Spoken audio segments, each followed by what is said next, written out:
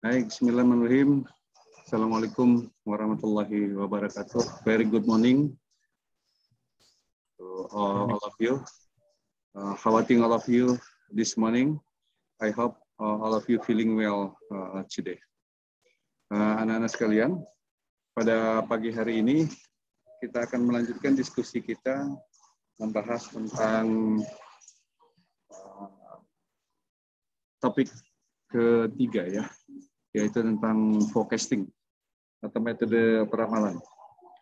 Nah, mudah-mudahan materinya sudah di-download oleh anak-anak semua. Sudah di-download anak-anak?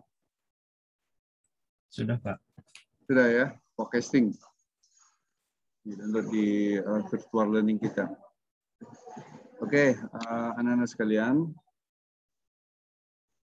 saya akan share materinya.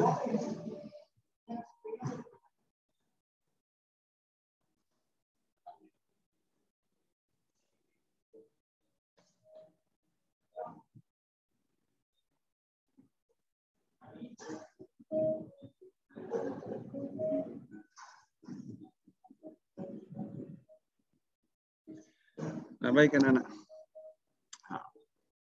Mudah-mudahan sudah terlihat materinya ya. Fokus kita pada hari ini adalah bagaimana kita bisa meramalkan demand. Karena itu judulnya di sini adalah demand forecasting.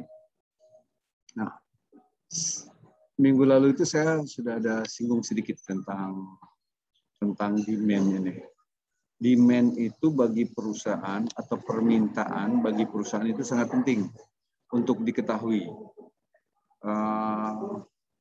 Pertanyaannya, waktu minggu lalu saya tanyakan kepada saudara-saudara sekalian, bagaimana caranya kita melakukan untuk mengetahui demand? Karena di dalam inventory itu, karakteristik inventory yang kita bahas minggu lalu itu adalah how we know the demand, ya kan? Demand itu ada yang sifatnya konstan atau deterministik, ya. Polanya itu ada diketahui dengan pasti, tetapi ada juga demand suatu produk itu tidak diketahui dengan pasti. Jadi sifatnya itu adalah probabilistik, dan bahkan ada demand-nya itu yang uncertainty, di mana dia tidak diketahui dan pola distribusinya juga kita tidak bisa melakukan pendekatan, ya kan? Nah, pada hari ini kita akan melakukan pendekatan untuk mengetahui demand atau permintaan di masa depan itu dengan teknik forecasting, ya, dengan teknik forecasting. Oke, jadi forecast itu adalah dalam rangka untuk kita memprediksi tentang demand. Nah, oleh karena itu tentu sekali forecast ini atau bahasa Indonesianya ramalan adalah suatu hal yang familiar bagi kita karena kita semua sebenarnya sering melakukan forecast ini, gitu ya. Misalkan Mbak Rana, kalau Mbak Rana itu sering nggak melakukan ramalan, Mbak Rana? Kadang, Pak. Ramalan. Contohnya apa? Ramalan apa yang Mbak Rana pernah lakukan? Hujan. Contohnya melakukan ramalan apa, Mbak Rana? Forecasting apa?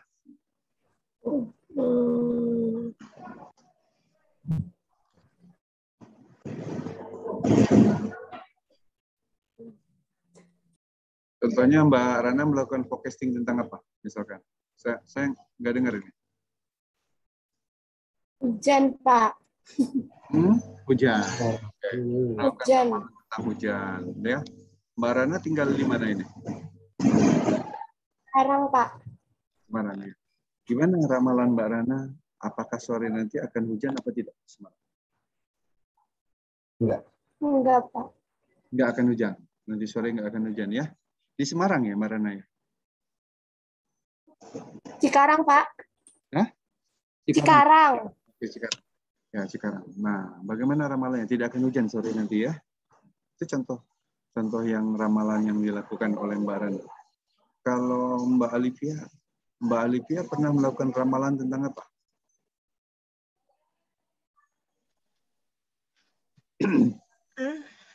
Nggak pernah sih, Pak. Nggak pernah. Masa seumur hidup nggak pernah melakukan ramalan? Tentang apa aja? Apa ya? Apa? Itu yang saya tanyakan. Apa ya? Ramalan apa yang sedang pernah dilakukan? Ngeramalkan misalkan siapa yang akan terpilih jadi presiden di tahun 2024. Itu kan bisa kan meramalkan? Atau sebelumnya pernah meramalkan apa gitu? Nggak pernah sama sekali, nggak mungkin. Nggak mungkin. Semua orang saya yakin pernah meramalkan sesuatu. Tadi meramalkan hujan, meramalkan cuaca, begitu ya. Meramalkan kalau suka sepak bola, meramalkan siapa yang menang, begitu kan? Pernah kan? Iya, Pak. Nah, ayo. Pernah ya? Meramalkan apa? Lomba, Pak, siapa yang menang? Meramalkan apa tadi? Ulangi. Lomba, Pak, siapa yang menang? Meramalkan lomba siapa yang menang, misalkan, ya. Nah, sekarang saya tanya ke Mbak ini nih. Sebentar ya. Indri ya, Mbak Indri. Nah, Mbak Indri, menurut Mbak Indri, apa yang dimaksud dengan peramalan itu, Mbak Indri? Peramalan kayak suatu harapan juga sih Pak yang kedepannya akan terjadi gitu. Harapan ke depan yang akan terjadi. Apa harapannya ya? Oke, bagus. Nah, kalau menurut Mbak, siapa lagi nih ya? Fadilah lah. Fadilah Kurnia. Fadilah Kurnia. Fadilah. Iya Pak. Ya, Iya menurut Pak. Fadilah, apa yang dimaksud dengan forecasting atau ramalan itu? Ya peramalan gitu Pak yang nanti akan terjadi itu kayak gimana? Sesuatu yang akan terjadi nanti ya di masa depan. Oke. Iya Bagus. Pak. Ya. Jadi apa yang disampaikan oleh anak-anak itu sudah beserta contoh tadi disampaikan, beserta beberapa definisi, itu memang demikian hakikatnya. Bahwa yang dimasukkan dalam forecast itu adalah sebenarnya proses of predicting a future event.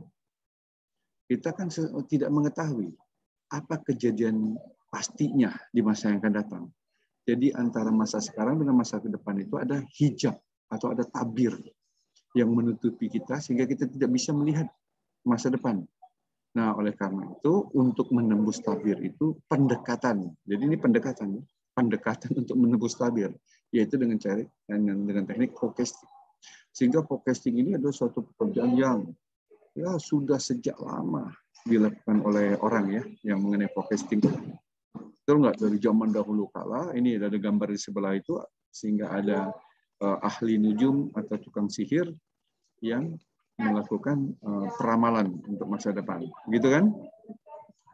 Dengan bahasa lainnya, forecasting is a technique that uses historical data, teknik yang menggunakan data historical masa lalu, as input, sebagai input to make informed, dalam rangka untuk mendapatkan, memperoleh informasi yang didekati atau diestimate, yang diestimasi, that are, yang merupakan prediksi, ya, merupakan prediksi indetermine the direction of the future trend. Jadi dengan diketahui itu kita bisa menentukan kemana arah ke depan itu akan dilakukan. Ya, jadi forecasting bisa teknik, sebuah teknik atau sebuah metode yang kita gunakan untuk kita menentukan hasil atau rencana ke depan. Oke. Nah, hasil dari peramalan ini kalau di dalam bisnis digunakan untuk apa?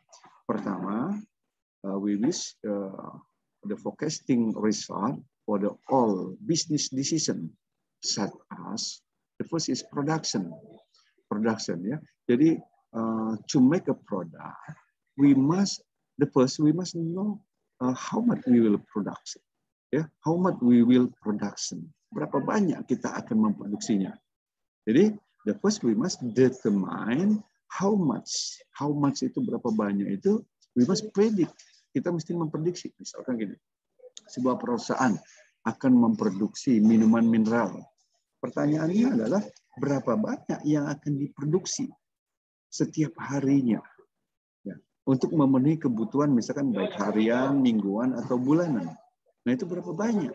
Dari mana dia mengetahui berapa banyak itu? Dia menggunakan data masa lalunya untuk memprediksi masa depan, untuk memprediksi demand masa depan.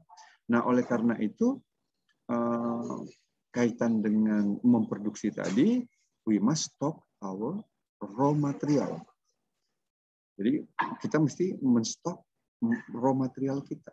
Nah untuk itu kan kita mesti melakukan prediksi berapa kebutuhannya raw material ini. Itu yang kita sebut sebagai inventory, ya kan? Nah untuk mengerjakan ini tentu sekali kita membutuhkan personel. Berapa banyak personel atau tenaga kerja yang mesti di-utilize dalam rangka untuk melakukan peramalan ini. Demikian juga facility, permesinan, peralatan, dan yang lainnya yang dibutuhkan dalam rangka untuk melakukan aktivitas produksi. Nah, jadi penting sekali kita bisa menentukan besaran dari demand ini. Oke ya? Itulah pentingnya. Mengapa kita mesti melakukan forecasting. Nah, saudara-saudara sekalian, apakah suara saya bisa cukup jelas didengar? Bisa, Pak. Bisa ya? Oke, baik. Kita lanjutkan. Tipe-tipe dari forecasting sekarang. Pada hakikatnya, kita meramalkan itu ada jangkanya, jangka waktu. Ada short range, medium range, dan long range. Ramalkan ini. Nah, tentu sekali, perlu saya garis bawah ini, makin panjang periode kita melakukan peramalan itu, maka tingkat ketepatannya atau errornya itu makin besar. Kesalahan melakukan peramalan itu makin besar. Apabila kita melakukan ramalan dalam jumlah yang terlalu panjang, errornya akan besar. Nah, namun demikian, memang ada tipe-tipe peramalan ini yang dibutuhkan untuk berbagai tipe ini. Ada yang short range, itu kebutuhannya misalkan kecil dari 3 bulan. Misalkan untuk hal-hal yang berkaitan dengan job scheduling, work assignment, penjadwalan pekerjaan, penjadwalan job scheduling itu adalah pekerjaan-pekerjaan atau barang benda-benda yang akan dijadwalkan untuk diproduksi di mesin-mesin. Nah itu perlu jangka pendek peramalannya. Sementara untuk yang penugasan tenaga kerja, misalkan kita penugasan tenaga kerjanya itu adalah untuk 1 bulan ke depan, 2 bulan ke depan, atau 3 bulan ke depan. Juga ada yang medium range focus untuk sales, production planning, and budgeting, yaitu antara 1 tahunan. Biasanya kalau budgeting itu adalah 1 tahun ke depan. Jadi ini paling lama 3 tahun. Tetapi ada yang juga peramalan untuk 3 tahun ke depan. Dan ini biasanya kita gunakan dalam rangka untuk kita melakukan studi kelayakan. Studi kelayakan misalkan pembuatan pabrik baru, investasi mesin baru, gitu ya. Nah itu kita perlu melakukan peramalan jangka panjang untuk memprediksi berapa permintaan untuk 5 tahun, 10 tahun ke depan untuk produk tersebut, sehingga kita bisa prediksikan untuk berapa besar kemungkinan sales kita. Dari situ kita bisa prediksi untuk berapa pendapatan yang akan diperoleh dan cost-cost yang akan dikeluarkan selama misalkan 10 tahun ke depan, sehingga kita bisa menghitung misalkan break-even point untuk produk tersebut, menghitung internal rate of return, ya, menghitung net present value atau nilai sekarang bersih dari hasil forecasting tersebut. Oke, saya lanjutkan ya, ini tipenya. Kemudian dalam sisi yang lain, selain jangka waktu, forecasting juga bisa kita kategorikan dalam tipe-tipe yang berkaitan dengan satu, forecasting terhadap ekonomi. Jadi ada ramalan-ramalan yang kita kaitkan dengan ekonomi. Contohnya, ya, ramalan tentang inflasi, inflation rate. Nah, pemerintah itu dalam rangka membuat APBN, dia selalu membuat itu diramalkan atau diasumsikan, bahasanya itu terus gini, diasumsikan inflasi tahun depan itu adalah misalkan 5%. Sementara kurs rupiah terhadap dolar diasumsikan misalkan 14.500. There is forecasting, ya, mengasumsikan semuanya. Okay. Yang berikutnya adalah technological forecasting atau peramalan teknologi. Apa teknologi-teknologi ke depan yang akan muncul? Nah, peramalan-peramalan ini banyak dituangkan, nanti ada teknologi-teknologi itu, peramalan itu misalkan dicontohkan dalam adanya tulisan-tulisan di koran atau ada tulisan-tulisan di online tentang prediksi teknologi ke depan. Misalkan dengan adanya 5G, maka itu memungkinkan kita meng-create teknologi-teknologi apa ke depan. Ya, dan bahkan ada ramalan juga yang berkaitan dengan teknologi masa depan ini yang sifatnya futuristik, kemudian dituliskan atau digambarkan dengan menggunakan kartun. Nah, ya, jadi kalau kita lihat ada film-film fiksi ilmiah, ya, film-film fiksi ilmiah, kemudian film-film kartun, kita kan sering lihat kan, ada suatu hal yang kelihatannya itu adalah futuristik yang saat ini belum ada, tetapi sudah digambarkan di kartun itu. Nah, siapa yang suka lihat kartun? Putri Sekina sudah suka lihat kartun? Putri? Suka. Kartun apa yang suka dilihat? Yang futuristik, gambaran masa depan, yang saat ini belum ada. Apa contohnya? Pernah lihat kartun Doraemon? Ya, pernah, Pak. Nah, apa itu yang futuristiknya? Futuristiknya apa? Ya. Di kartun Doraemon kan? Iya, apa? Futuristiknya apa? Teknologi yang digunakan. Dia kan dari robot masa depan gitu, guys, Pak. Terus Doraemon itu punya apa itu di situ? Yang luar biasa itu. Yang Putri juga ingin punya itu. Yaitu? Pintu kemana saja. Pintu kemana saja. Pingin ya, Putri punya pintu kemana saja kan? Jadi kalau Putri punya pintu kemana saja bisa. Sekarang Putri di mana nih rumahnya? Di Jambi, Pak. Nah, di Jambi. Dari Jambi buka pintu kemana saja bisa datang ke Bali. Sekarang ya, bisa datang ke sini. Ke Bali. Pingin datang ke kemana lagi? Ke Paris. Begitu ya. Pingin datang lagi kemana? Itu dengan pintu ajaib itu ya. Jadi Doraemon itu punya kantong ajaib. Nah, itu ya. Nah, itu mungkin ke depan teknologi yang berkaitan dengan Doraemon itu ada beberapa ya. Ada beberapa yang implemented. Ada beberapa yang bisa terimplementasi ke depan. Oke. Baik, kita lanjutkan. Kemudian kita klasifikasikan. Klasifikasikan peramalan itu.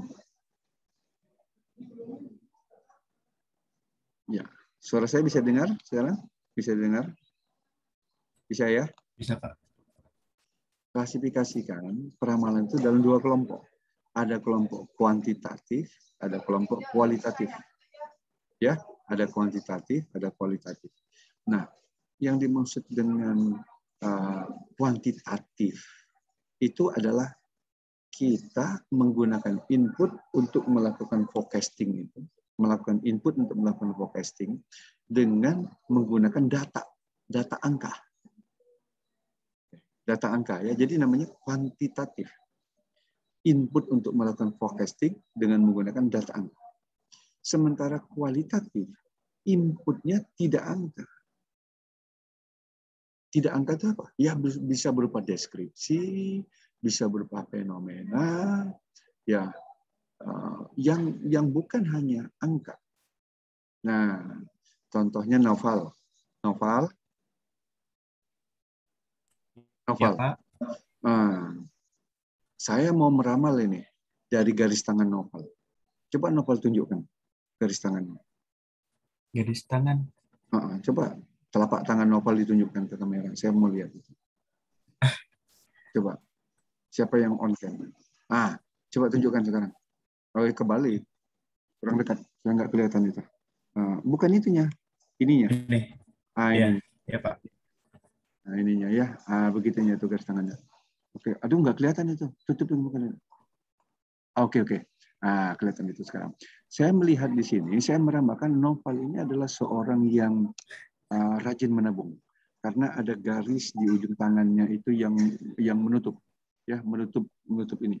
Sehingga dia rajin menabung, orang yang irit begitu ya, sehingga nanti kalau dia punya uang itu dia tidak boros, orangnya tidak boros. Kemudian agak kurang jelas, mundur sedikit, mundur sedikit. Udah jelas. Itu ada garis kesehatan, ada satu garis yang paling kiri dekat jempol, itu yang dari panjang dari atas sampai ke bawah, sampai ke tangan. Makin panjang garis itu dan makin tebal garis itu menunjukkan bahwa seseorang itu sehat, jarang sakit. Itu contoh. Cukup, Noval? Cukup ya? Yang lain tidak saya ramalkan. Nah, itu contoh saya meramalkan kualitatif. Jadi berdasarkan garis tangan, itu contoh ya, jangan dipercayai benar. Nah, itu hanya contoh. Saya berdasarkan garis tangan meramalkan sesuatu. Oke ya. Jadi ada juga orang misalkan Mbak Indri gitu ya, datang ke orang pintar. Mbah, ini tolong saya diramalkan, ini jodohnya masih jauh apa sudah dekat gitu. Ya, Indri Anastasia. Mbak Indri. Ya, Pak. Pernah datang ke Mbah Dukun gitu ya. Datang ke Mbah Dukun terus gini, Mbah, tolong nih Mbah diramalkan saya ini jodohnya masih jauh apa sudah dekat. Nah, itu kan kualitatif. Dia membaca auranya Indri. Dia lihat Indri gitu auranya. Oh, ini sudah dekat ini Mbak Indri. Jodohnya rumahnya 5 rumah ini dari rumah Mbak Indri. Itu jodohnya Mbak Indri itu. Gitu ya. Nah, itu adalah peramalan kualitatif. Sementara kuantitatif, kita dalam forecasting ini akan fokuskan ke peramalan yang sifatnya adalah kuantitatif ini. Oke ya, yang berupa angka-angka. Dari berupa angka-angka ini kita akan melakukan pendekatan dengan menggunakan metode. Nah, metode-metodenya apa saja? Pada hakikatnya kita bagi forecasting ini dalam 2 kelompok peramalan, 2 kelompok metode, yaitu time series dan kausal. Kausal ataupun regresi, gitu ya. Time series ini bahasa Indonesianya adalah deret waktu. Sementara kausal ini adalah metode yang kita sebut dengan metode sebab akibat. Ya, sebab akibat. Oke, nah ini metode-metodenya yang akan kita bahas. Penjelasan yang lain kualitatif dan kuantitatif. Kualitatif itu use when situation is fragile and little data exists. Apabila situasinya itu meragukan dan kita hanya punya sedikit data, maka kita menggunakan metode yang sifatnya kualitatif seperti peramalan apa? New teknologi, new product, produk baru atau teknologi baru kan datanya hanya sedikit. Jadi kita menggunakan pendekatan yang kualitatif. Nah, kebanyakan metode kualitatif ini menggunakan intuisi. Ya, menggunakan intuisi. Ya, itu tadi kita datang ke orang pintar, orang ahli, dan sebagainya. Itu melakukan pendekatannya terhadap intuisi. Sementara pendekatan kuantitatif yang sebelah kanan ini, use when situation is stable. Situasinya stable, and we have the historical data exist. Itu artinya kita memiliki data masa lalu, sejumlah yang cukup, sehingga dengan data masa lalu itu kita bisa prediksi ke depannya. Contohnya existing teknologi, existing product, current teknologi. Nah, in mathematical technique, it means we use the mathematical technique or method to predict the next event, the future event. Itu maksudnya mathematical technique ini. Nah, itu perbedaan antara kuantitatif dengan kualitatif. Ya, oke. In this topic, we will focus on the quantitative method. Jadi kita akan fokus membahas tentang quantitative method. Karena kualitatif metode itu lebih banyak aspek subjektivitas dan intuisi. Ya, contoh beberapa metode kualitatif, misalkan jury executive opinion, jadi para eksekutif berkumpul, kemudian dia memprediksi masa demand ke depan berdasarkan pengalaman dia, begitu. Ada metode Delphi, Search Post Composite dan Consumer Market Survey. Ini saya skip saja. Yang penting anak-anak tahu ini bahwa ini ada beberapa metode ini. Nah, kita akan fokus ke quantitative method. Quantitative method ini kita bagi dua kelompok, yaitu time series dan associative atau causal, asosiatif atau causal. Nah, metode time series ini kita bagi ada moving average, exponential, and trend projection. Sementara asosiatif we divide into the two model, regression, simple regression, and multiple regression. And the in the advanced model, we call it the economical multiple regression. Oke, kita lanjutkan. Apa yang dimaksud dengan time series? What is a time series? Time series is a set of evenly spaced numerical data. Just for example, misalkan kita punya data 2017, 18, 19, 20, 21. Ini data penjualan. Penjualan misalkan dalam jutaan, dalam miliaran, atau bisa juga kuantitas. Misalkan ini dalam liter, misalkan liter barang, ini karena pecahan ya. Atau kalau dia bulat, dia unit. Nah, ini yang dimaksud dengan data historis. Kita memiliki data masa lalu. Berdasarkan data masa lalunya, kita akan prediksi ke depan. Ya, disebut sebagai set of event. Sekumpulan data numerical. Okay. Obtained by observing response variable at regular time period.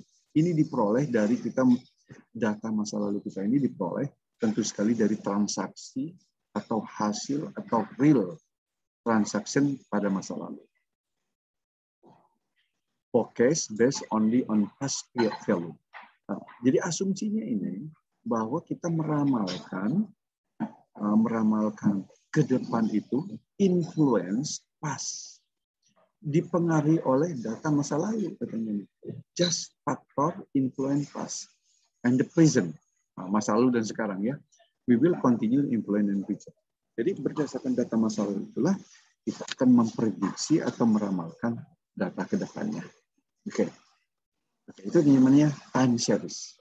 Kita berdasarkan data masa lalu memprediksi ke depan. Apa datanya? Nah, ini datanya. Oke, ya, kita punya data masa lalu. Baik, kita lanjutkan sekarang. Kalau kita bicara time series, maka ada pola data. Pola itu apa? Kalau datanya kita plot dalam sumber X dan Y, contohnya X axis itu time, and Y axis itu adalah demand. Misalkan kita plot seperti ini, time and demand, maka dia akan membentuk pola. Pola itu kalau ada pendekatan garis, kita lihat. Nah, membentuk pola. Apa saja? Mungkin random, seperti ini. Nah, acak. Naik, turun, acak aja datanya seperti ini ya. Sehingga kita mencari pendekatannya tengah-tengahnya. Afraid. Tapi ada datanya ini eksponensial. Tuh, naik ke atas begini. Mula-mula gini, terus naiknya itu cepat ke atas sekali. Eksponensial. Atau dia ada kecenderungan polanya linear, seperti begini. Ya, linear. Tapi ada juga polanya berdasarkan musiman. Pas memasuki musim hujan, naik tinggi. Pas musim kemarau, turun permintaan barang itu. Masuk musim hujan lagi, naik. Nah, ada produk-produk yang tergantung musim. Misalnya kalau musim hujan, penjualan payung meningkat, jaket meningkat. Tapi kalau musim panas, penjualan baju yang tipis, penjualan soft drink, es krim, gitu meningkat ya kalau musim panas ya. Oke. Ada juga yang dipengaruhi oleh ekonomi jangka panjang. Misalkan kalau ekonominya lagi boom, lagi naik, maka permintaan akan produk-produk tersebut juga naik. Nah, misalkan ekonomi Indonesia lagi naik, maka permintaan akan mobil mewah, mobil-mobil gitu ya, permintaan akan properti, permintaan barang-barang mewah itu meningkat. Tapi kalau ekonomi lagi krisis, sebaliknya dia akan turun. Seperti sekarang dalam hal pandemi sekarang, permintaan apa yang menurun? Mbak Putri, contoh Mbak Putri, permintaan apa yang menurun sekarang dalam pandemi ini?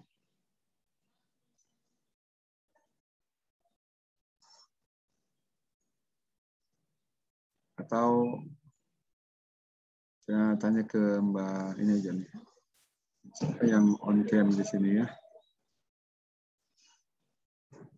Indri boleh. Indri Anastasia. Kalau Ya, Pak. lagi pandemi saat ini, permintaan apa yang turun? Permintaan produk apa? Produk ya, Pak. Apa yang turun?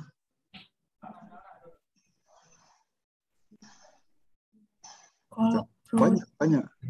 Produk atau jasa? Produk atau jasa? Kalau jasa kayak misalnya perhotelan, wisata, gedung. Iya. Oke. Kalau produk yang turun? Kalau produk, apa ya? Misalkan kemarin waktu terjadi PPKM ketat, itu permintaan akan BBM turun. Karena orang kan jalan-jalan. Termasuk permintaan mobil, motor, juga turun kan?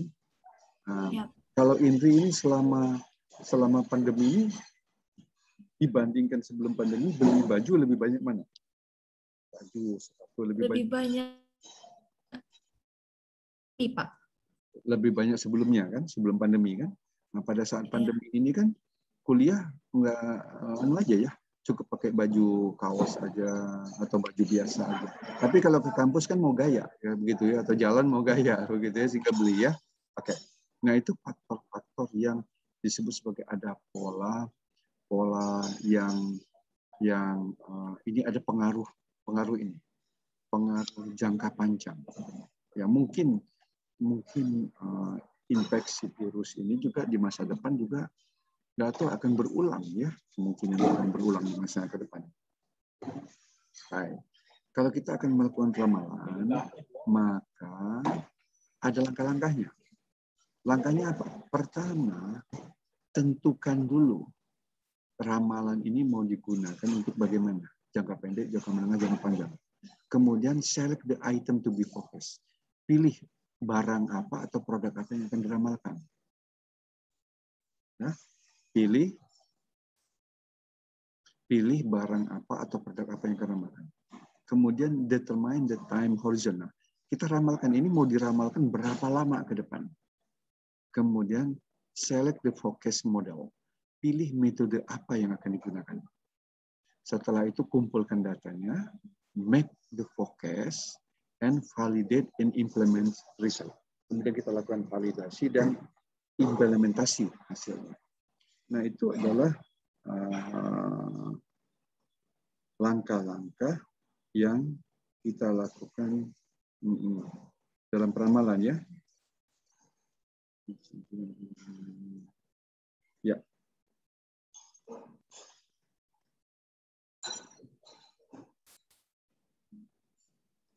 Nah, baik.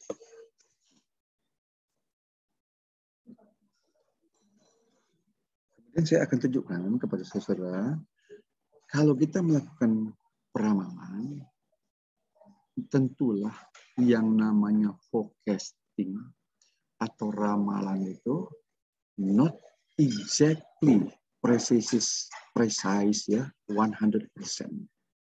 Itu yang perlu diingatkan. Kalau kita melakukan peramalan, it is not exactly precise 100%.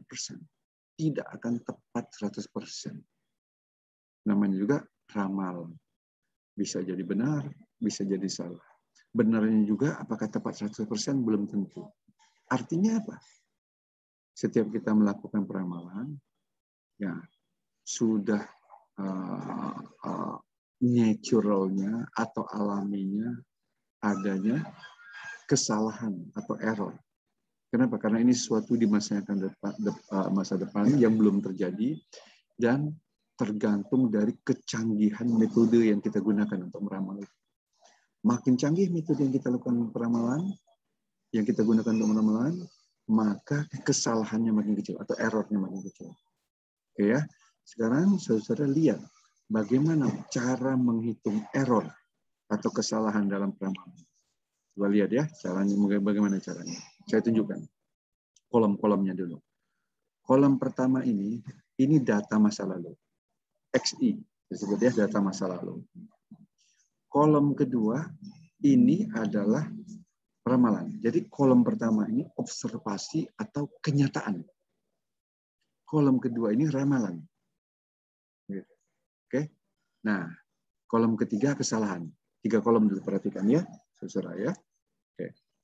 Sekarang begini. Kenyataannya itu 22. Ramalannya 24. Jadi setelah kita lihat terjadinya, misalkan saya meramalkan besok ada permintaan 24 unit barang. Ternyata kenyataannya besok itu cuma 22.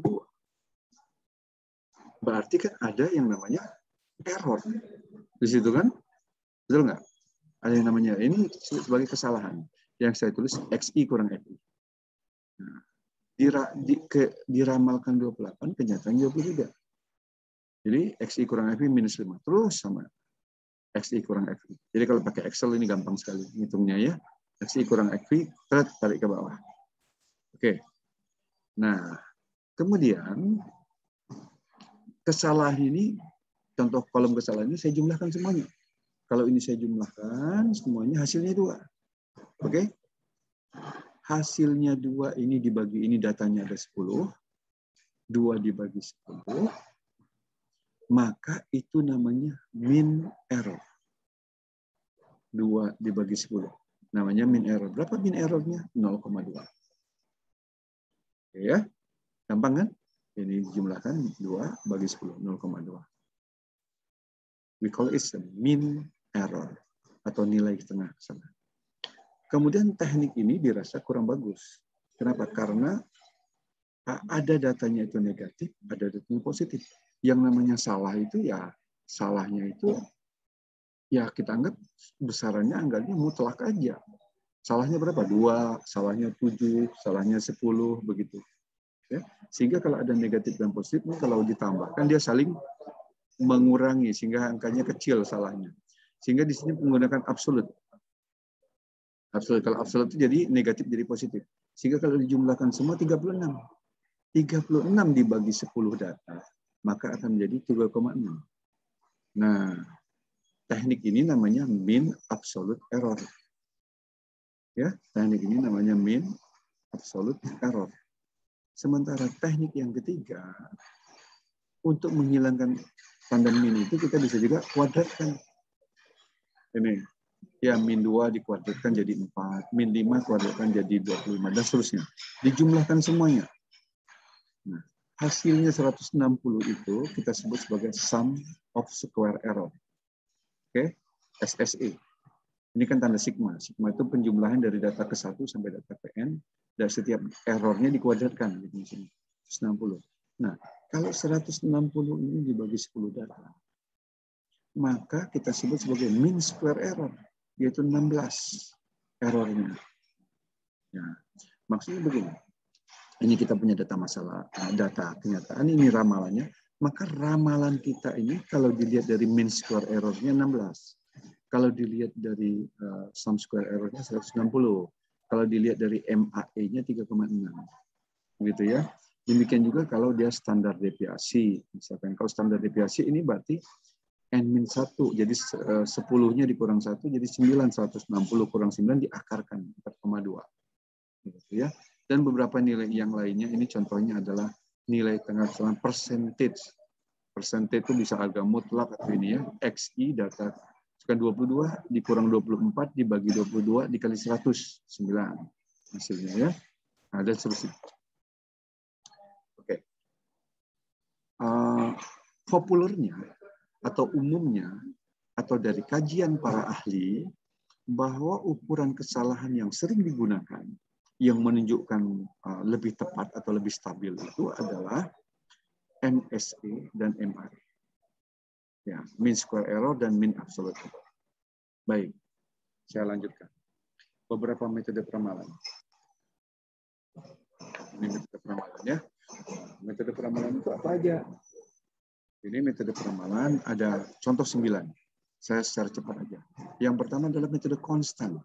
Konstan, saya tunjukkan di sini. Ini kita punya data dari bulan Januari sampai bulan Desember, gitu ya. Nah, metode konstan itu mudah sekali. Jumlahkan semua datanya bagi 12. Jadi ramalan untuk bulan ke depannya, bulan Januari ke depannya, itu 99,25. Kemudian metode linear trend. Linear trend kita ingin melihat ininya kecenderungan datanya. Kecenderungan datanya begini. Umpamanya ini ada permintaan masa lalu. 6 periode. Oke? 6 periode. Maka kita itu ingin meramalkan ke depan dengan fungsi ini. Ramalan pada periode ke T itu adalah periode yang ke depan, misalkan periode ke-7. Itu bagaimana pendekatannya dengan data ini? Maka caranya adalah kita pakai statistik seperti ini. Pertama kali kita cari B-nya, yang kedua cari A-nya. B-nya itu apa? B itu adalah yang kita sebut sebagai koefisien. Ya, koefisien dari T. Koefisien dari T ya. Nah, sementara koefisien itu artinya trennya, kecenderungannya. Kecenderungannya seperti apa trennya. Sementara A ini adalah sebuah konstanta. Oke, A itu konstanta. Rumusnya ini. Maka yang perlu kita tuliskan ini ada T kali DT-nya, T kuadrat, D aksen T, D dikurang D aksen T dikuadratkan. Nah, ini angkanya bisa dengan mudah. Kalau kita pakai Excel dengan mudah mencarinya ya. T dikali DT, ini tinggal kalikan T dikali DT. T kuadrat, T-nya dikuadratkan 1, kalau 2 dikuadratkan jadi 4. D aksen T. Nah, D aksen T ini ramalannya. Begitu ya. Ramalannya misalkan di sini saya meramalkannya itu 21 dengan apa itu dengan forecast-nya ini nanti kita dapatkan angka ini. Nah, sekarang kita akan hitung dulu A dan B-nya. B-nya itu menghitungnya itu begini. Kita sigmakan semuanya ini. Kan sigmanya ini. Kemudian dikurang sigma DT. Ini sigma DT 2620. Sigma DT itu, ini bergeser angkanya. Sebentar saya rapikan dulu. Ini bergeser ya.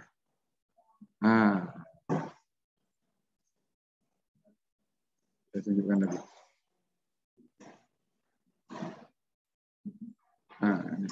Ini sigma DT itu adalah 14175, sigma T DT itu ini.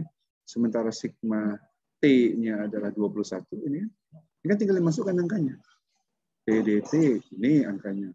Sigma DT ini 1,1. Sigma ini. Nah, hasilnya itu nanti kita akan peroleh 101 T kuadrat. Ini kan sigma T kuadrat ini sudah ada 91. Sigma T-nya saja ini 21, kemudian dikuadratkan. Hasilnya 2006,9. B-nya itu ada 100,1,6. Sementara A-nya itu kalau kita substitusikan rumus ini ke sini, maka A-nya itu boleh 2006,9. Maka persamaannya menjadi ini. Maka sekarang dengan mudah kalau kita akan meramalkan periode ke-7, ya, meramalkan periode ke-7, maka tinggal masukkan aja di sini. 7. Ini. Jadi 2006,9 ditambah 1,16 kali 7. Oke. Ketemu ramalannya kan? Ada lagi metode kuadratik seperti ini. Nah, metode kuadratik ya. Nah, agak lebih rumit sedikit. Saya skip aja dulu. Ini memasukkan angkanya ke sini. Exponential smoothing, exponential method maksudnya ya. Rumusnya seperti ini. Kemudian contohnya ini. Kemudian saya pakai metode moving average atau rata-rata bergerak. Rata-rata bergerak. Rata-rata bergerak ini menunjukkan tren. Misalkan kita trennya itu atau rata-ratanya itu mau 3 bulan.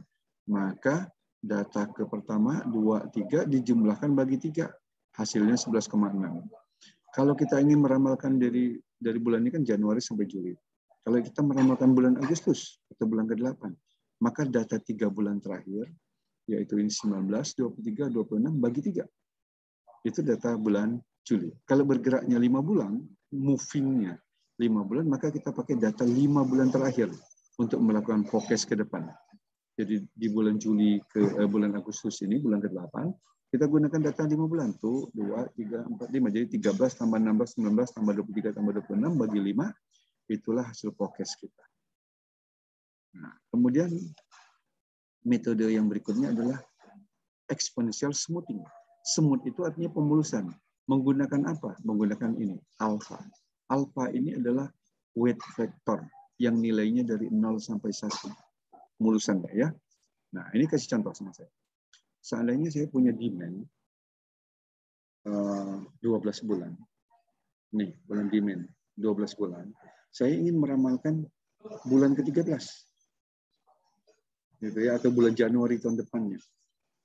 Maka dengan menggunakan exponential smooth ini dengan mudah kita bisa hitung. Misalnya kita menggunakan alfanya 0,3. Kan tadi nilai alfa atau smoothing itu dari 0 sampai 1 ya. Kita bisa coba beberapa nilai ya. Oke, kita coba sekarang. Kalau nilai alfanya 0,3, ini saya pakai 0,5, kita akan meramalkan periode ketiga, F3 ini. Saya ingin meramalkan ini, F3 ini yang angkanya 38,5. Oke, nah 38,5. Caranya adalah 0,5 dikali dengan D2. Karena ini kan angkanya 2. Kan ini kan T plus 1. Jadi 2 tambah 1 gitu ya. Jadi 0,5 dikali 40, ini data kedua 40. Kemudian ditambah 1 dikurang 0,5 ya, 0,5 dikali dengan F-nya. Nah, periode peramalan kedua itu adalah data pertama ini tinggal dimasukkan saja ke sini. Oke. Sehingga hasilnya 38,5. Kalau saya ingin meramalkan di bulan ke-13, oke, di bulan ke-13 itu yang ini, 51,79 tapi pakai 0,3. Oke, caranya adalah F13 itu adalah F12 tambah 1 kan. T-nya berarti T12. Jadi kita menggunakan data sebelumnya. 0,3 dikali 54 ini. Demand-nya 54 ditambah 1 dikurang 0,3 itu berarti 0,7 dikali 50,84 ini. Ramalan ini. Sehingga hasilnya 51,79. Ya, dengan menggunakan Excel sangat mudah. Saya kasih contoh menggunakan Excel. Sebentar ya. Saya contohkan menggunakan Excel. Apakah sudah terlihat Excel saya? Belum, Pak. Indri? Belum, Pak. Belum terlihat Excel?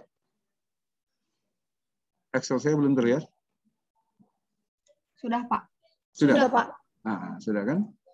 Ini saya meramalkannya dengan ini tadi exponential smoothing, ya, exponential smoothing. Yang tadi yang saya kerjakan itu tadi. Ini data masa lalunya. Ya, ini alfa 0,3, ini alfa 0,5, ya kan? Nah, pertama ini pindahkan dulu ke sini. Untuk yang 0,3. Untuk meramalkan ini gimana? Yang mudah saja seperti ini rumusnya. Ini lihat nih. 0,3 dikali dengan B6 ini. B6-nya ini ditambah dengan 1 dikurang 0,3 berarti 0,7 dikali dengan C6 yang atasnya. Hasilnya 37,9. Setelah itu saya tinggal tarik aja ke bawah. Beres. Ya, satu aja rumusnya saya buat ini. Tuh lihat tuh. Nah, satu aja rumusnya yang saya buat. Boleh saudara capture rumusnya. 0,3 0,3 dikali B6, filenya tidak akan saya kasihkan. Jadi supaya saudara buat sendiri.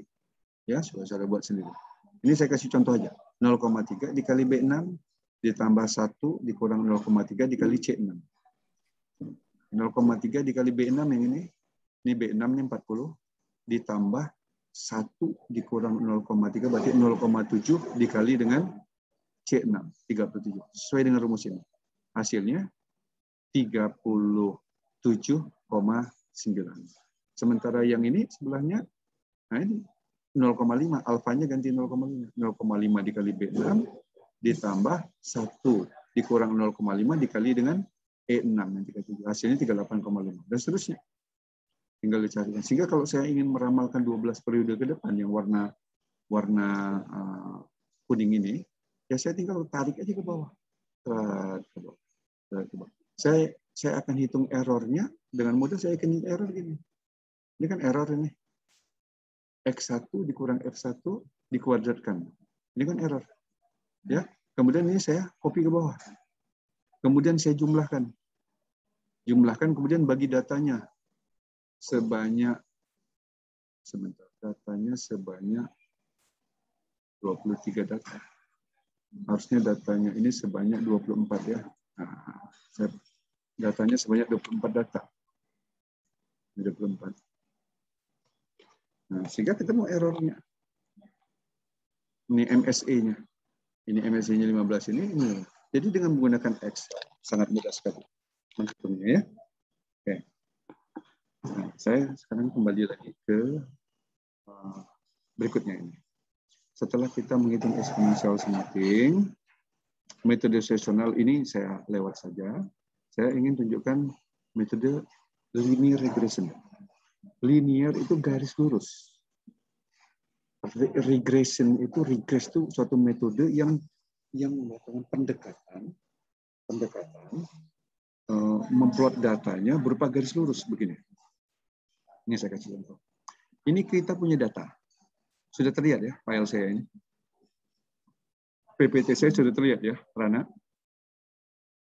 Sudah, Pak. Saya punya data nih yang biru-biru. Ya, data.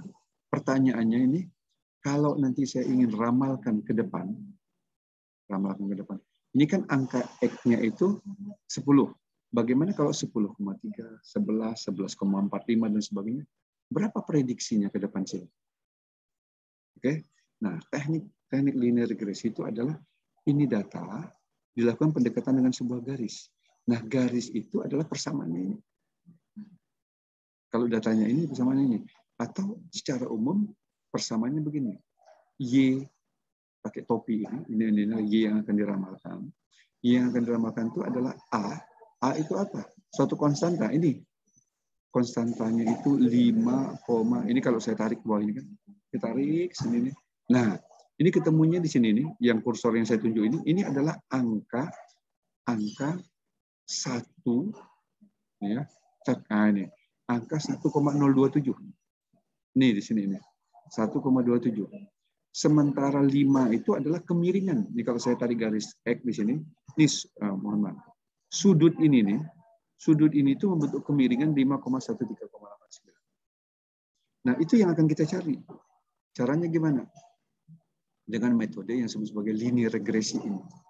Jadi B0 tadi itu adalah konstantanya atau intercept garis potong sumbu Y sama satu garis, itu namanya intercept. Kemudian B1 ini adalah slope atau tren atau kemiringan garis tadi. Ya. Rumusnya itu menggunakan least square.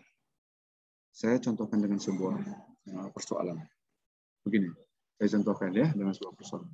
Misalkan gini, sebuah perusahaan elektronik, an electronic company carry out, dia itu melakukan promosi, ini yang promosi ini, dan dalam rangka untuk meningkatkan penjualan.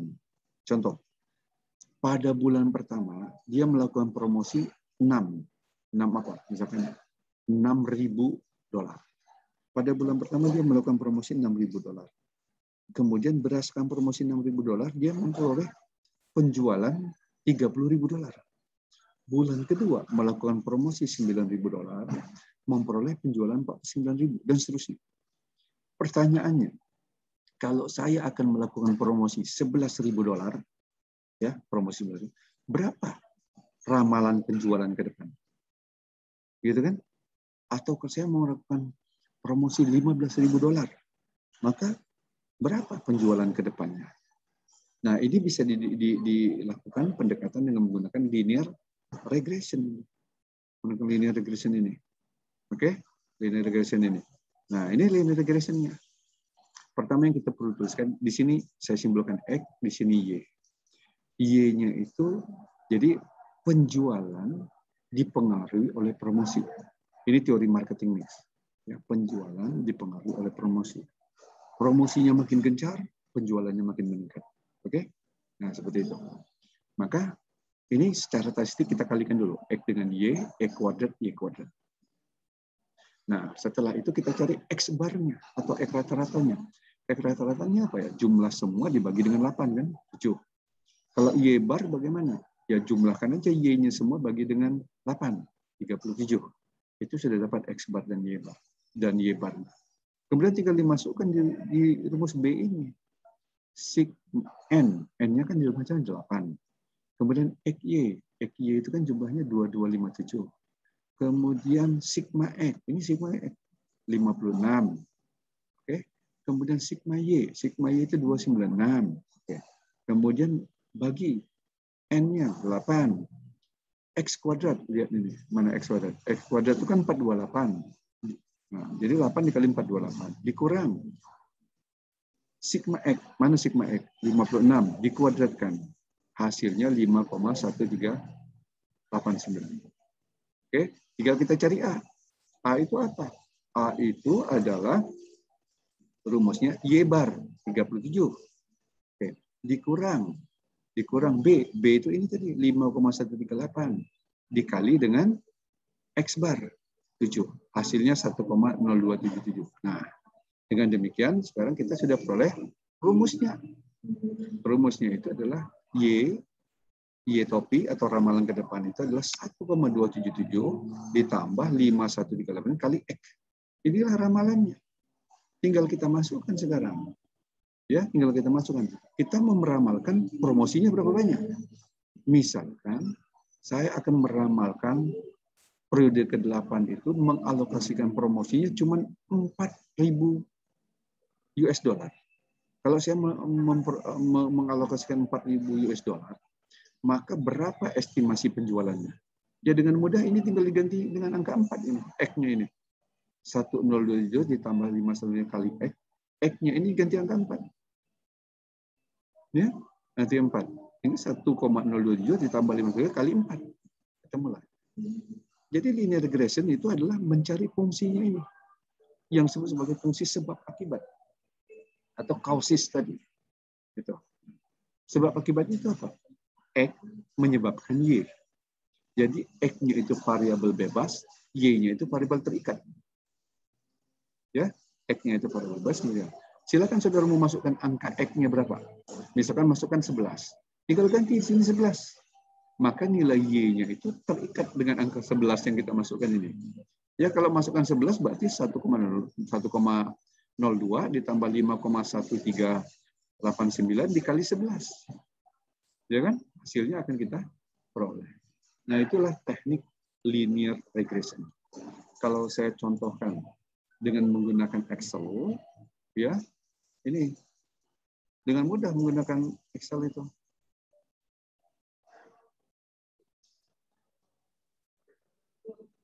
Oke, ini Excel. Ya, kelihatan. Ini kan tadi yang promosi. Ya, terlihat Rana? Rana lihat? Lihat ya, nah, ini promosi. Terlihat. Ini sales. Kemudian ini XY. Ini kali ini. Ya, tinggal dikalikan aja. B3 kali ini. Tarik ke bawah. Ya. Terus X kuadrat. Tinggal dikuadratkan aja ini. B pangkat, nah ini pangkat 2. Tarik ke bawah. Terus Y kuadrat. Nih, tarik ke bawah. Terus jumlahkan aja sum. Sum. Tarik ke samping sana. Sudah kan? Bereskan sum. Nah, berapa X barnya? Nah, ini tinggal average ditulis. Average B3 sampai B10 ketemu. Kemudian yang ini average C3 sampai C10 ketemu. Nah, mau cari B-nya. Nah, ini rumusnya. Yang rumus B tadi ini. Yang 8 ya dikali dengan ini semua tuh. Tinggal sudah capture rumusnya. Itu rumusnya. Saya tunjukkan aja. Tuh. Ya. Ketemu angkanya 5,137. Kemudian cari A. Nah, ini rumusnya. B13 dikurang B14 dikali B12. Oke, ketemu. Ya, Excel-nya saya tidak akan kasih supaya saudara latihan membuat Excel sendiri. Yang penting saudara capture aja ini. Capture kan bisa buat sendiri. Gampang buat Excel ya. Nah, begitu. Ketemu sudah dengan Excel. Persamaannya Y sama dengan A-nya 1,0278 ditambah 518 kali X. Kalau hitung manual, ya pakai kalkulator, pakai Excel malah lebih cepat. Gitu. Oke, ya. Nah, mau lebih cepat lagi ngitungnya, saya tunjukkan bisa kita menggunakan mana tadi SPSS saya. Sudah saya close ya. Oh ini dia. Saya menggunakan SPSS. Ini softwarenya namanya SPSS. Ya, nanti saudara, ini saya mau kasih ke saudara, cuman dia agak besar softwarenya. Namanya SPSS. Ya, softwarenya itu SPSS. Nah, kalau kita menggunakan SPSS, atau saya mulai dari awal aja ya. Saya close saja dulu ini ya, saya stop ya. Ini saya tunjukkan saudara kalau menggunakan SPSS ya. Ini saya exit aja. No ya. Ini softwarenya namanya mana di sini SPSS. Sebentar dulu, cari dulu. Ini ada banyak pula ini. Ah ini dia. SPSS ya. Nah tampilannya gini. IBM SPSS versi 23.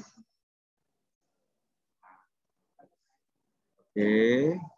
Saya akan definisikan variabelnya di sini. Saya punya Excel kan tadi kan, datanya saya copy aja ini. Ini kan X. Saya copy ke sini ke Excel ke SPSS ya. Nah, kemudian saya punya data Y. Ini saya copy. Oke. Ke sebelah sini. Oke. Nah ya. Kemudian saya ubah view variable. Variable yang ini tadi kan promosi. Saya rubah namanya promosi. Sementara yang ini sales kan. Oke, sudah ya. Saya balik lagi ke data. View edit. Mana pula datanya itu data.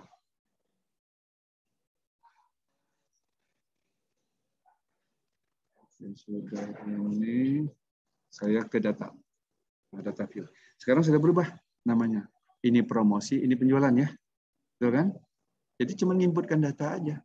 Data promosi, data penjualan. Oke. Setelah itu tinggal klik ini, analyze. Oke. Setelah klik analyze, kemudian pilih regression, pilih linear.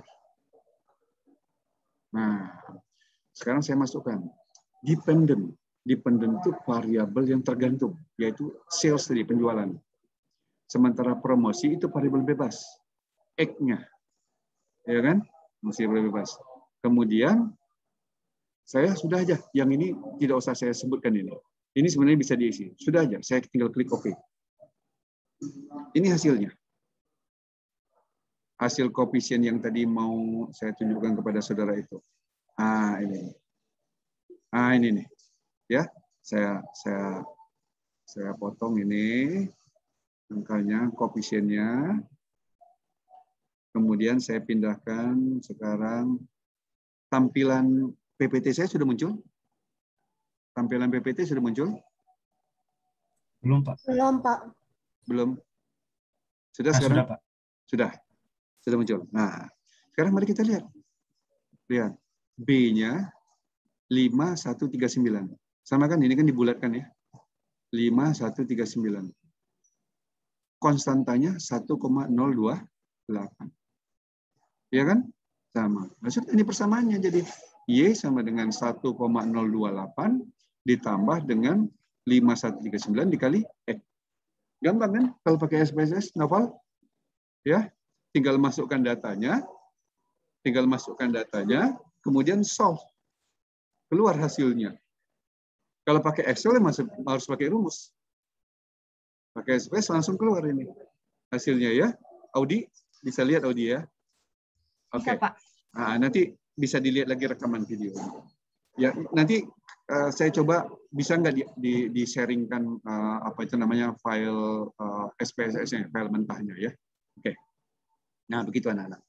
Sekarang anak-anak supaya mahir ini ya, supaya mahir karena ini kan mata kuliahnya ada praktikum. Supaya mahir, anak-anak latihan ini. Tugasnya ini. Yang pertama, exponential smoothing. Sama seperti tadi, yang pakai yang exponential smoothing yang saya tunjukkan pakai Excel tadi. Sebuah perusahaan motorcycle H akan memforecast penjualan motor tipe B, gitu ya. Nah, ini datanya. Data masa lalu. N itu adalah NPM terakhirnya. NPM anak-anak 2 digit terakhir ya. Saya minta begini, coba pergunakan alfanya 0,2 dan 0,5. Kemudian lakukan peramalan untuk 12 bulan ke depan. Oke. Nah, ini menggunakan yang tadi seperti ini tadi Excel yang saya buatkan ini tadi. Nah, yang ini. Ya. Excel-nya sekali lagi tidak saya berikan. Anak-anak bikin sendiri. Oke nih. Nah, ramalkan 12 kali bulan ke depan yang ini nih. Tapi alfanya pakainya 0,2 dan 0,5. Ini kan saya 0,3, 0,5. Nanti anak-anak datanya di sini. Masukkan ke rumus Excel langsung jadi. Ya, nah, oke.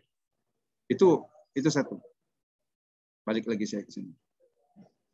Saudara melakukan ramalan 12 bulan ke depan, hitung MSE-nya. Yang seperti saya tunjukkan tadi, hitung MSE-nya. Dan tunjukkan alfa yang mana yang MSE-nya paling kecil. Contoh yang saya gunakan ini tadi, yang paling kecil alfanya yang berapa, Noval? Nih, yang paling kecil alfanya berapa? Yang 0,3 atau 0,5? 0,3, Pak. Hah, ini dia. 0,3 hasilnya 15,69, 0,5 hasilnya 11,63. Mana yang kecil? Oh, yang 0,5, Pak. Ah, 0,5. Artinya menggunakan alfa 0,5, tingkat ketelitiannya lebih baik dibanding 0,3. Dibuktikan dengan errornya makin kecil. Gitu ya, kesimpulannya ya. Nah, itu yang pertama. Yang kedua, saudara buat linear regression. Linear regression seperti ini. Ini promosinya, yang ini penjualannya. Sebelahnya, ini promosi, ini data penjualan. Oke? Data promosi, data penjualan. Gimana ngitungnya? Ya, bisa pakai SPSS atau pakai Excel yang tadi saya tunjukkan ini, yang regression ini. Ini rumusnya. Jadi ini rumusnya ya yang saya tunjukkan itu. Oke, ini. Cukup. Saudara mendapatkan rumus ini aja. Y sama dengan 107513889. Ini yang mau dicari, rumus ini. Ya. Nah, kemudian formulate linear regression. Buat rumus linear regression-nya. If the promotion, jika promosi pada bulan Januari 2022, ini kan 2021, artinya periode ke-13. Kalau diinginkan pada periode ke-13 itu nanti saya akan mempromosikan atau saudara itu akan mengeluarkan budget promosi 31 ditambah NPM saudara, maka berapa penjualannya? Salesnya berapa? Nah, jika promosi pada bulan Februari, berarti pada bulan ke-14 ya, nah, di promosinya sebesar 12 ditambah NPM saudara, maka berapa salesnya? Ya? Nah, kalau saudara sudah dapat Excel ini, sudah tampil Excel-nya kan, tinggal gampang kan, tinggal dirubah. Kalau sudah dapat persamaan ini 1027751 ini, X-nya berapa? Mau dimasukkan berapapun angkanya sudah ketemu. Ketemu rumus Y-nya. Nih, misalkan ini kan Y, saya sudah dapat ini. Saya mau tulis Y sama dengan, saya mau ramalkan ya, Y topi ini sama dengan berapa? Ini kan rumusnya begini. 1027 gitu ya. Nah, ditambah 0,277 ya. Ditambah 51389. Nah, silakan. Coba Audi mau dikasih angka berapa? Mau dikasih angka berapa? Mau promosi berapa besar Audi? Audi? Mau promosi berapa besar? Berapa besar gimana, Pak? Angkanya berapa? Mau dipromosi ini kan angkanya ada 10. Kan gini, kita mau melakukan promosi berapa juta rupiah? Sebutkan berapa juta? Bebas. Hah? Bebas, Pak. Iya, bebas. Bebas saja. 5 juta, 5 juta. 5 juta. Maka hasil ramalannya adalah 26,77 nanti penjualannya. Ini kan salesnya, penjualannya. Jika dilakukan promosinya sebesar ini, tadi kan X-nya 5, X sama dengan 5, maka hasilnya ini. Oke, kalau sekarang Naufal mau berapa? Promosinya mau berapa? Bebas, Naufal. 2 juta aja, Pak. 2 juta. 2 juta. Oke. Ya. Kalau mau 2 juta, maka ini kan ini angkanya saya ganti 2. 5 ganti 2. Maka, ini saya ganti angka 2 ya. Maka estimasi penjualannya adalah 11. Jadi kalau saya mengeluarkan budget promosinya 2 juta, maka ramalan penjualannya, salesnya adalah 11. Kalau saya promosinya 5 juta, maka ramalan penjualannya 26,7. Gitu. Dari mana dapat ini? Dari rumus ini. Rumus ini dari mana? Dari data masa lalu. Ini data masa lalu ini yang cerita. Kalau dulu promosinya 6 dapat 30. Kalau promosinya 9 dapat 49. Kalau promosinya 5 dapat berapa? 26. Kalau promosinya 2 dapat berapa? 11. Gampang kan? Jadi dengan adanya rumus ini, kita bisa meramalkan. Kalau saya mau promosinya sekian, kira-kira penjualan saya akan dapat berapa? Bisa dipahami? Audi bisa dipahami? Kelihatannya ngantuk Audi ya. Ya. Mesti itu kurang piknik. Kalau ngantuk itu kurang piknik. Nah, karena itu ditunggu sama saya nih di Seminyak. Kalau ada itu tadi yang pintu ajaib Audi tadi, ditunggu sama saya di Seminyak. Biar nggak ngantuk ya Audi ya. Oke. Iya. Audi di mana nih posisinya? Di Jambi Di tadi. kamar, Pak. Iya, Di rumah. Oh, itu mah yang di Jambi mah Putri, Pak. Putri ya. Kalau Audi di mana? Di Bandung, Pak. Nah, di Bandung. Bandungnya di mana? Di Kircon. Oke. Sip. Baik, saudara-saudara sekalian ya. Kalau di sini teh sudah mendekati sholat ini, sholat Jumat ya. Oke, udah 11.55. Jadi begitu saja anak-anak ya. Nanti kita komunikasi lagi di chat WA dan ini nanti saya akan upload ya. Baik, bikin saja ya kuliahnya anak-anaknya sekalian ya. Terima kasih atas perhatiannya ya. Billahi taufiq hidayah. Assalamualaikum warahmatullahi wabarakatuh. Waalaikumsalam warahmatullahi wabarakatuh. Waalaikumsalam. Waalaikumsalam warahmatullahi wabarakatuh. Makasih, Pak. Salam sehat selalu.